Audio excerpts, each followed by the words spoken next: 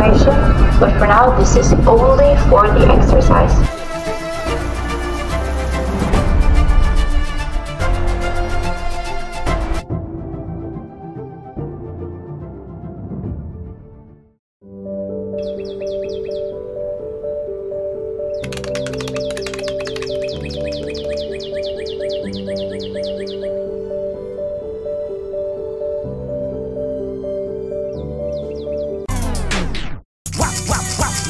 That fuck 'em up.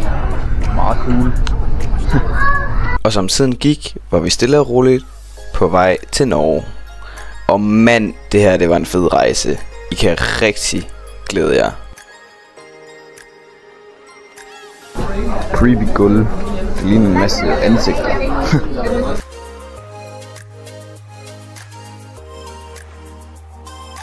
Situation, but for now this is only for the exercise. This is the bridge with an important announcement. This is the bridge with an important... Så er vi på vej ud af færgen og har duftet fucking godt. Nu er vi endelig ankommet i Norge.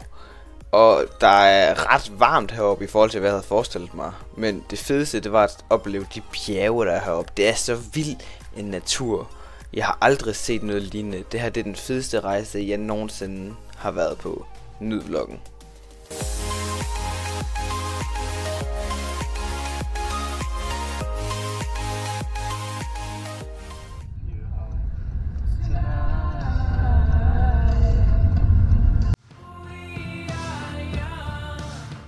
Okay, let's go.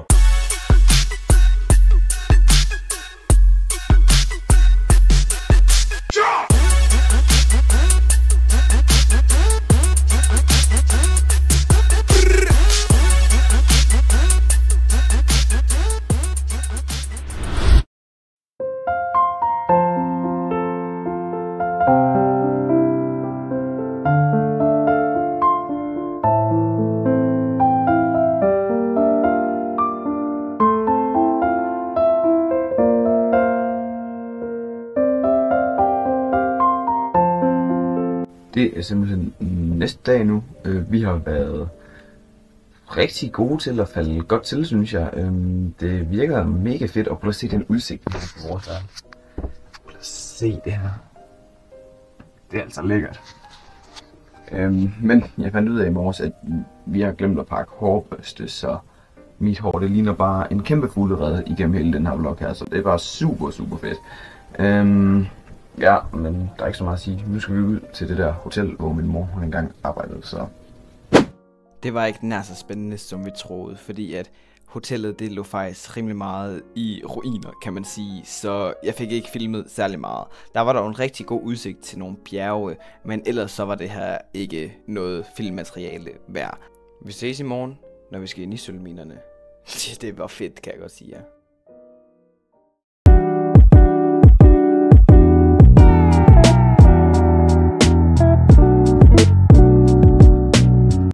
Det er et ret langt tog.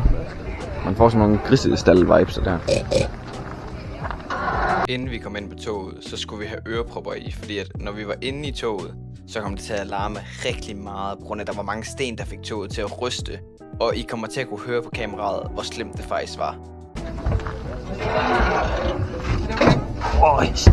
Ejse. Jeg tror, du skal være der, ja. Den er længst ben. Nå. Du skal sidde lige der. Ja, lige der.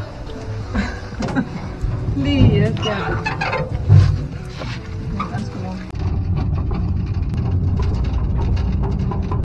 Det her det lyder måske ikke så voldsomt, men bare vent til vi kommer ind i minen.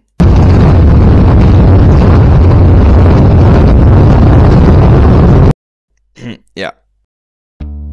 Nu er vi alle sammen kommet af toget, og vi blev ført ind i det her form for rum. Det lignede nærmest et museum, hvor vi alle sammen skulle tage nogle gule hjelme på. Og jeg sværger, jeg lignede den største klaphat med den her hjelm på. Den passede mig ikke. Jeg har et kæmpe hoved, og jeg hader det.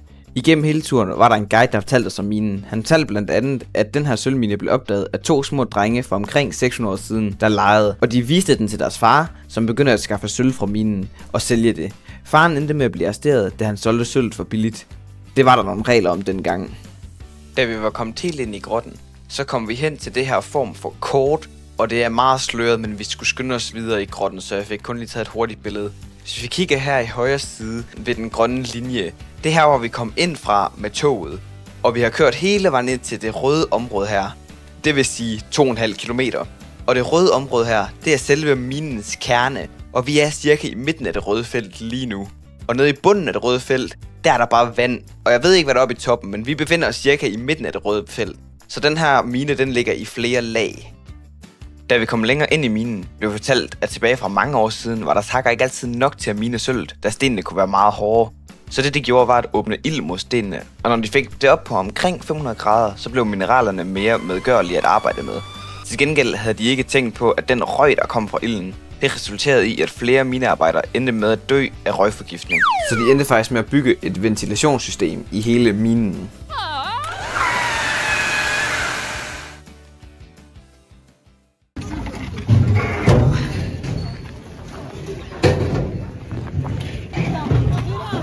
Det sker nu, at vi skal ned i deres souvenirbutik.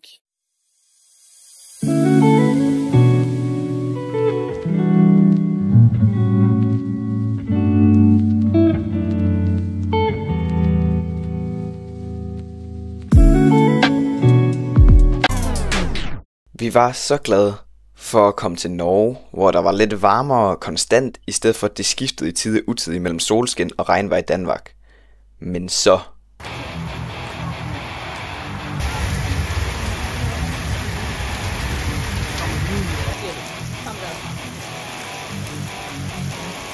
Ja, vi blev lidt våde, men den her tur var mega fed, så det var det hele værd. Okay, I må virkelig beklage, det er rigtig dårligt lys lige nu.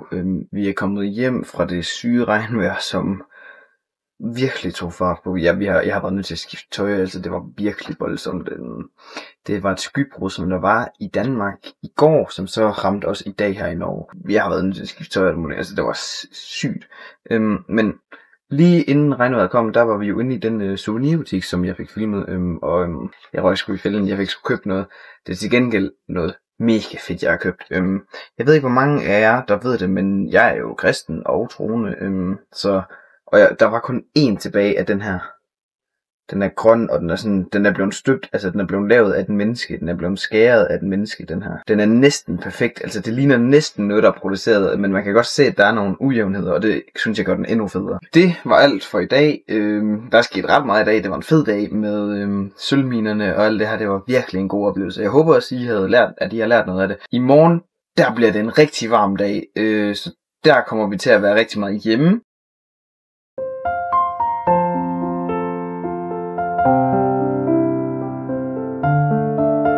Nu blev det næste dag, og minutterne, de gik og gik og gik. Samtidig med, at temperaturen, den steg og steg og steg. Vi ses igen næste dag. I undrer jer sikkert over, hvor vi er på vej hen. Vi er på vej ned til en by tæt på Kongsberg, fordi vi faktisk havde planlagt, at vi skulle til Oslo, men temperaturerne viste, at der kunne blive helt op til 31 grader i Oslo den dag.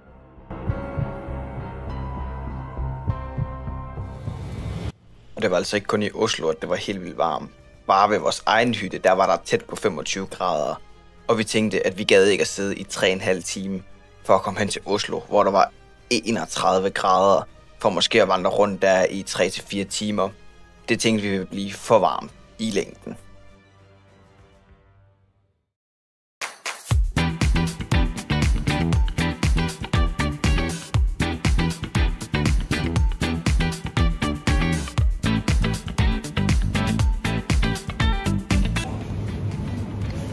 $53 for en sixpack. For en sixpack. Wow, du kan få en hel kasse over i Tyskland for 50 kroner. Jeg kan mærke, at jeg ikke forstår kunst. Det skulle forestille en mand, der stod på ski. Vi er godt nok i Norge, men jeg forstår ikke kunst, kan jeg godt mærke. Det der sker nu, det er, at vi er ankommet til et norsk museum, der viser, hvordan de levede tilbage i tiden her i Norge. Her der ser vi fx en masse redskaber og skulpturer med, hvordan de levede. Og de viste også en masse redskaber, de fx brugte til at operere folk, og det var ret skræmmende faktisk. Ellers så hørte vi bare en masse historier, og det var ret spændende. Så skal vi ned til vores bil, og det ser ret sketchy ud. Prøv at se der, det ligner noget fra en film af. Man skulle bare lige have lidt color grading på. Wow.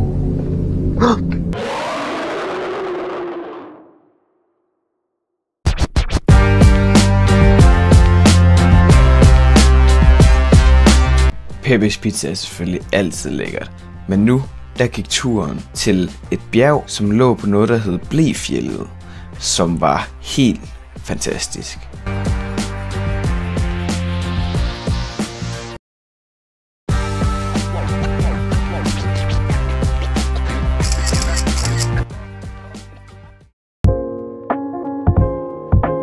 Det var simpelthen turen til Norge.